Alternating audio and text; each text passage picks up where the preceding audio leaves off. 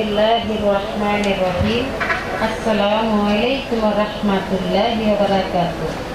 বাবার কাছে আমার একটা কথা জানার আছে।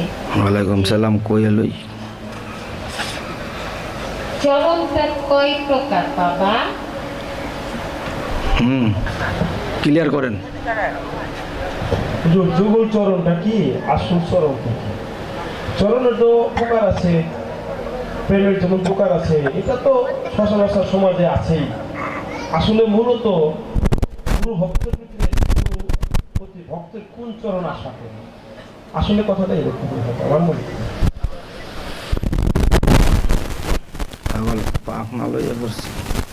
আচ্ছা, চরণ চারটা: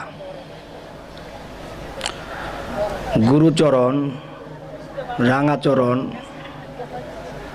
অভয়চরণ, যুগলচরণ।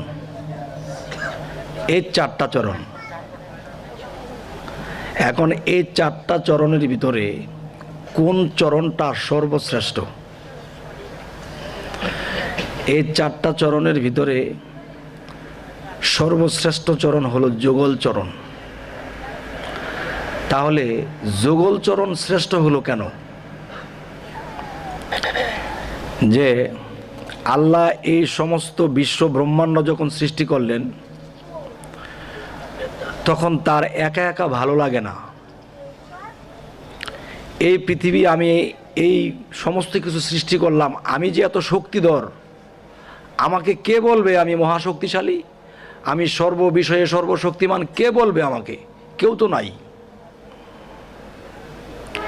তখন আল্লাহ হাজার হাজার বৎসর যখন ধ্যানে ছিলেন,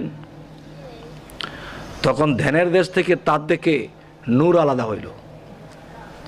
আর এই নূরটার নাম কি? সিফাতি নূর।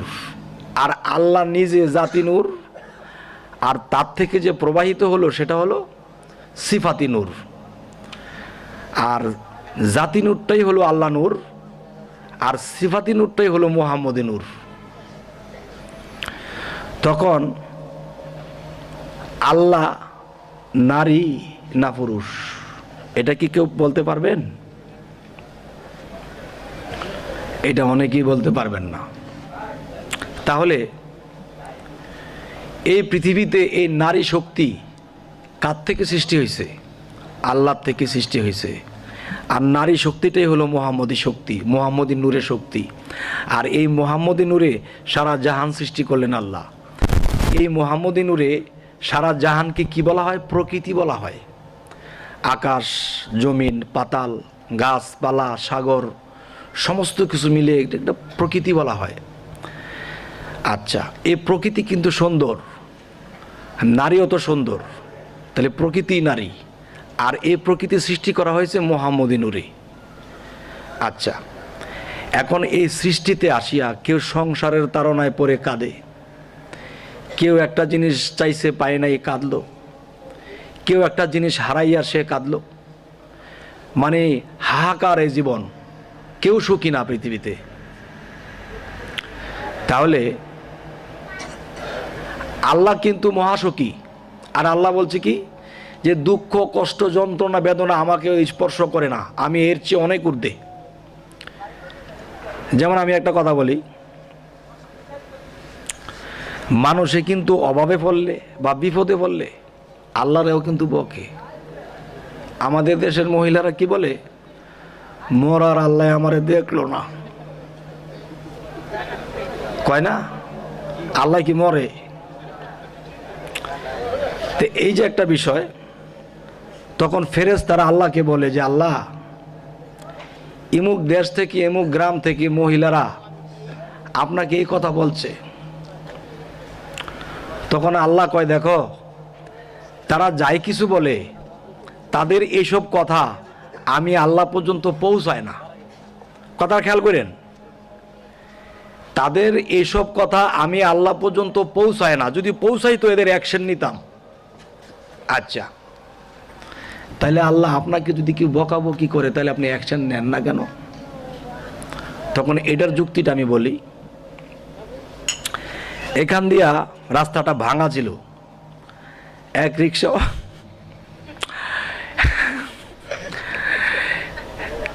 এক রিক্সাওয়ালা ওই বাঙ্গার মধ্যে যখন চাক্কা পড়ছে, চাক্কা উইলটা বেয়া হয়ে গেছে, তখন কইতেছে এই শেখ হাসিনার জ্বালা এই দেশে ডাক্তার আপনার রাস্তা ঠিক করে না। মানে শেখ হাসিনার বিভিন্ন কিছুগুলো গালাগালি করলো। তখন এমন কিছু লোক শেখ হাসিনার কাছে বিচার দিল যে ইমুক দেশের রিক্সাওয়ালায় আপনার এইগুলা খারাপ কথা কয়ে বকাবকি করছে, বাধ্য বাধ্য এগিনি কষকে আমরা যা বউ। যদি শোনে যে আমাদের এমপি সাবের হোসেন একটা গালি দিছে, সাথে সাথে তাকে বহিষ্কার করে দিবে। আর রিক্সাওয়ালায় কইছে এতে যা, এতে আপনি মরা মারবো কই, ঠিক না? তাহলে আমার কথা হইল যে আল্লাহ কিন্তু সবার কথা ধরে না, ঠিক আছে? আল্লাহ কইছে যে আমার কোনো বন্ধু যার সাথে আমার ভালো সম্পর্ক হয়ে গেছে, সে কিন্তু আমার দুঃখ বেদনা সব জানে, সে যদি আমাকে একটা খারাপ বলে আমি তার রিয়াকশন নিব। আর অবুঝ যারা বোঝে না এগো কি, আল্লাহর বিষয়টা ঠিক এরকমই।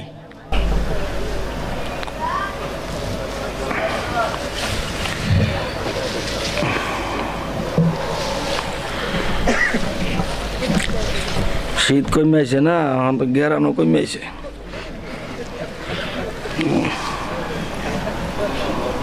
বন বন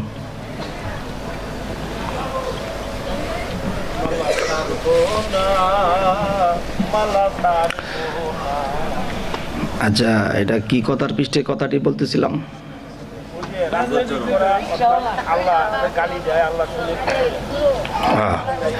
আচ্ছা, এক কথার থেকে আরেক কথায় চলে গেছি যে উভয়চরণ যে বিষয়গুলা, যাই হোক, আর 3 চরণের কথা বললাম না, শর্টকাট যেহেতু আমাদের সময় কম। এটাও দিবা তো দাও।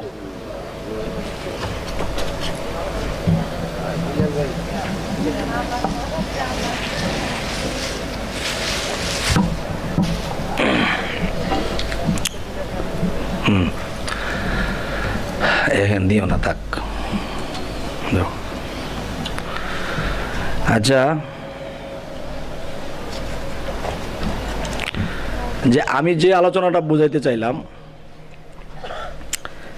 যে যুগলচরণ কি বিষয়টা,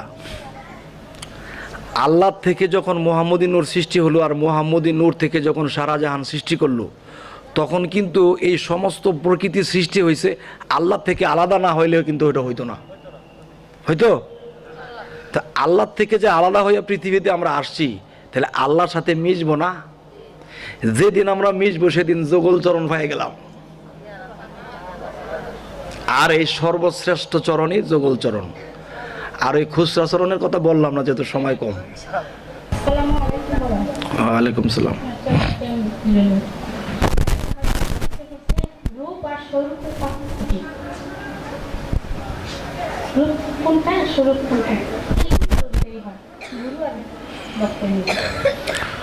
ওরে বাবা রে বাবা, কি কইল রে।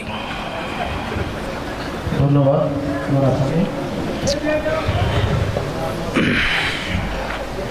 আচ্ছা, রূপ আর স্বরূপ। স্বরূপ শব্দের অর্থ নিজ রূপ, যে আমি একটা রূপে আছি, তাহলে আমার ভিতরে আরেকটা রূপ আছে, সেই রূপটা সাধনার দ্বারা তাকে দেখে নিতে হয়। আমি একটা রূপে আছি, এই রূপের গড়ে ডুব দিয়ে দেখো স্বরূপ ছাড়া নাই সাধন, এই রূপ তোমার সেই রূপ বটে ঘটে ঘটে নিরঞ্জন। আচ্ছা, যে আমি একটা রূপে আছি, মানুষের ভিতরে মানুষ, তার ভিতরে সাই। যদি আমরা কেউ গুরুর দেওয়া সাধনার দেশে যাই, তাহলে অবশ্যই আল্লাহ কাউকে ঠকায় না, আমরা তাকে দেখতে পাই, ঠিক আছে? যে আমার একটা রূপ আর আমার ভিতরে ভরা আছে আমার স্বরূপ। আর এই স্বরূপ যারা দেখছে তারা চুপ হয়ে গেছে পৃথিবীতে, ঠিক আছে? আমি কি অল্পতে বুঝাইতে পারলাম? আলহামদুলিল্লাহ।